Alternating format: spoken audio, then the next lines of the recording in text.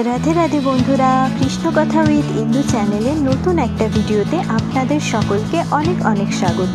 তো আজ আমরা ভগবান শ্রীমদ্ ভগবদ গীতায় আমাদের কি উপদেশ দিয়েছেন সেটা শ্রবণ করব। তো চলুন শুরু করা যাক। ভগবান শ্রীকৃষ্ণ গীতার বিশ্বরূপ দর্শন যোগে যখন অর্জুনকে বিশ্বরূপ দেখিয়েছিলেন, তখন তিনি 55 নম্বর শ্লোকে বলেছিলেন, মত কর্ম গীত মত পরমা মদ ভক্ত সঙ্গ বর্জিতঃ নির্বৈরঃ সর্বভূতেষু ইয়সঃ মামেতি পাণ্ডব। যেটার অনুবাদ হচ্ছে, হে অর্জুন, যিনি আমার অকৈতব সেবা করেন, আমার প্রতি নিষ্ঠাপরায়ণ, আমার ভক্ত, জড় বিষয়ে আসক্তি রহিত এবং সমস্ত প্রাণীর প্রতি সত্য ভাব রহিত, তিনিই আমাকে লাভ করেন। যেটা তাৎপর্যে প্রভুপাদ লিখেছেন, কেউ যদি চিৎজগতের কৃষ্ণলোকে সমস্ত ঈশ্বরের পরম ঈশ্বর শ্রীকৃষ্ণের সঙ্গে অন্তরঙ্গভাবে যুক্ত হতে চান, তাহলে তাকে এই বিধি অনুশীলন করতেই হবে, যা পরমেশ্বর ভগবান নিজেই বলে দিয়েছেন। তাই এই শ্লোকটিতে ভগবদ গীতার নির্যাস বলে মনে করা যায়। ভগবদ গীতা এমনই একটি শাস্ত্রগ্রন্থ যা বদ্ধ জীবদের সঠিক পথে পরিচালিত করে। এই সমস্ত বদ্ধ জীব পারমার্থিক জীবনের যথার্থ লক্ষ্য সম্বন্ধে বিস্মিত হয়ে প্রকৃতির উপরে প্রভুত্ব করবার উদ্দেশ্যে জড়জগতে নিরন্তর সংগ্রাম করে চলেছে। ভগবদ গীতার উদ্দেশ্য হচ্ছে কিভাবে আমরা দিব্য জীবন লাভ করতে পারি এবং পরমেশ্বর ভগবানের সঙ্গে আমাদের নিত্য সম্বন্ধ হৃদয়ঙ্গম করতে পারি তা প্রদর্শন করা, এবং কিভাবে আমরা ভগবানের কাছে ফিরে যেতে পারি সেই সম্বন্ধে শিক্ষা দেয়া। এখানে এই শ্লোকে স্পষ্টভাবে যথার্থ পদ্ধতির ব্যাখ্যা করা হয়েছে, যার দ্বারা আমরা পারমার্থিক ক্রিয়াকলাপ ভক্তিযোগে সাফল্য লাভ করতে পারি। আমাদের সমস্ত শক্তি সর্বতোভাবে কৃষ্ণ ভাবনাময় কার্যকলাপে রূপান্তরিত করা উচিত। ভক্তির অসাম্মিত সিন্ধু গ্রন্থে বলা হয়েছে, অনাসক্তস্য বিষয়ান যথর্মোপযুঞ্জতঃ নির্বন্ধ কৃষ্ণ সম্বন্ধে যুক্তং বৈরাগ্যমুচ্যতে। শ্রীকৃষ্ণের সম্বন্ধযুক্ত ছাড়া অন্য কোনো রকম কাজ করাই উচিত নয়। এই ধরনের কাজকে বলা হয় কৃষ্ণকর্ম। আমরা নানা রকমের কাজকর্মে লিপ্ত হতে পারি, কিন্তু সেই কর্মফল ভোগ করার প্রতি আমাদের আসক্ত হওয়া উচিত নয়।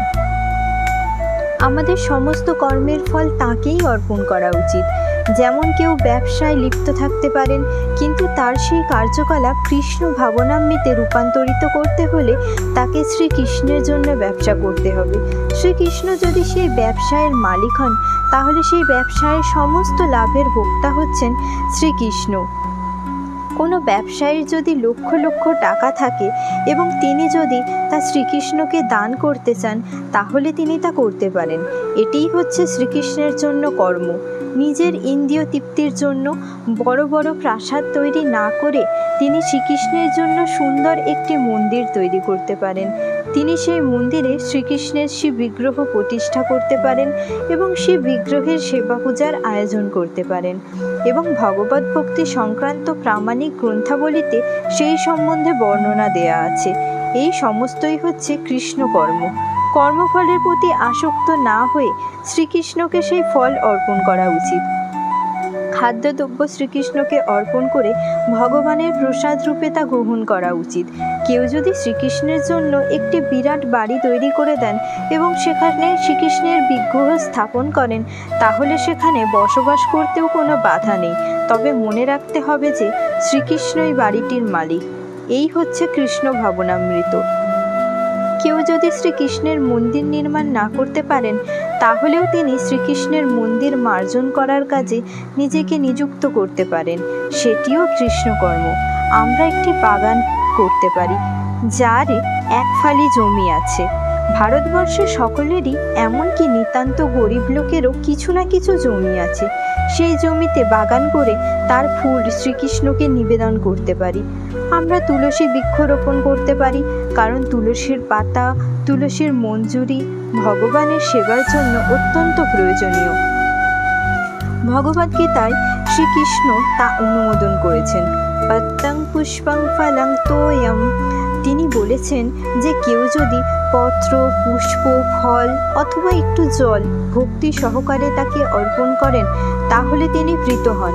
এই পত্র বলতে তুলসী পত্রকেই উল্লেখ করা হয়েছে। সুতরাং আমরা তুলসী বৃক্ষ রোপণ করতে পারি এবং তাতে জল দিতে পারি।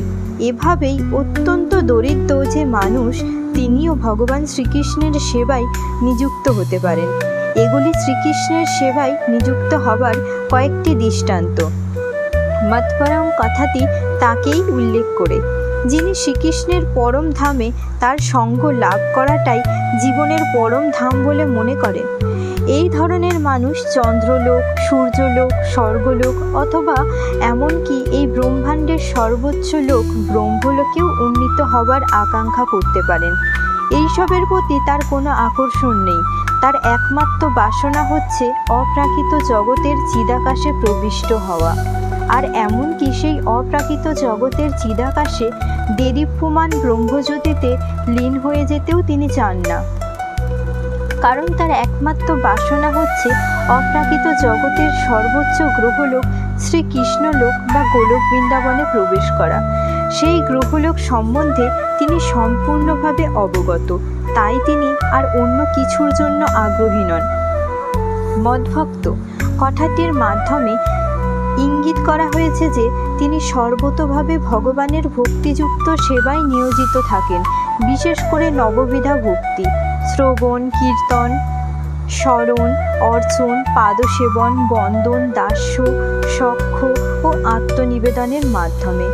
যে কেউই ভক্তিযোগের এই 9টি পন্থা অথবা 8টি অথবা 7টি অথবা যে কোনো একটির সেবায় যুক্ত হতে পারেন এবং তার ফলে অবশ্যই তিনি সিদ্ধি লাভ করতে পারেন। সঙ্গবর্জিত কথাটি অত্যন্ত তাৎপর্যপূর্ণ। কৃষ্ণ বিমুখ মানুষের সঙ্গ ত্যাগ করা উচিত। ভগবত বিদ্বেষী নাস্তিকেরাই কেবল কৃষ্ণ বিমুখ নয়, যারা ফলাশ্রিত কর্ম ও জল্পনা কল্পনা প্রসূত জ্ঞানের প্রতি আসক্ত তারাও কৃষ্ণ বিমুখ।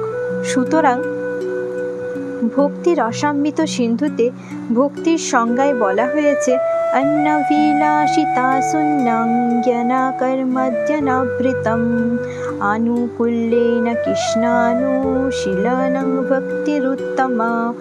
এই শ্লোকে শ্রীল রূপ গোস্বামী স্পষ্টভাবে বর্ণনা করেছেন যে কেউ যদি শুদ্ধ ভক্তি অনুশীলন করতে চান তাকে সমস্ত জড়জাগতিক কলুষ থেকে মুক্ত হতে হবে। তাকে অবশ্যই সকাম কর্ম ও মানসিক জল্পনা কল্পনার প্রতি আসক্ত চিত্ত ব্যক্তির সঙ্গে থেকে মুক্ত হতে হবে। যখন কেউ এই প্রকার অবাঞ্ছিত সঙ্গ ও জড়জাগতিক বাসনার কলুষ থেকে মুক্ত হন তখন তিনি অনুকূলভাবে কৃষ্ণ বিজ্ঞান অনুশীলন করেন। তাকেই বলা হয় শুদ্ধ ভক্তি। শ্রীকৃষ্ণের কথা চিন্তা করতে হবে, কৃষ্ণ সেবার যা অনুকূল তা সংকল্প করতে হবে এবং কৃষ্ণ সেবার যা প্রতিকূল তা বর্জন করতে হবে। কংস ছিল শ্রীকৃষ্ণের শত্রু। শ্রীকৃষ্ণের জন্মের সময় থেকেই কংস কতভাবে শ্রীকৃষ্ণকে হত্যা করবার পরিকল্পনা করত, কিন্তু যেহেতু সে শ্রীকৃষ্ণকে হত্যা করতে পারত না তাই সে সবসময় শ্রীকৃষ্ণের চিন্তা করত। এভাবেই খেতে, বসতে, শুতে সবসময় সে কৃষ্ণ ভাবনাময় হয়ে থাকত।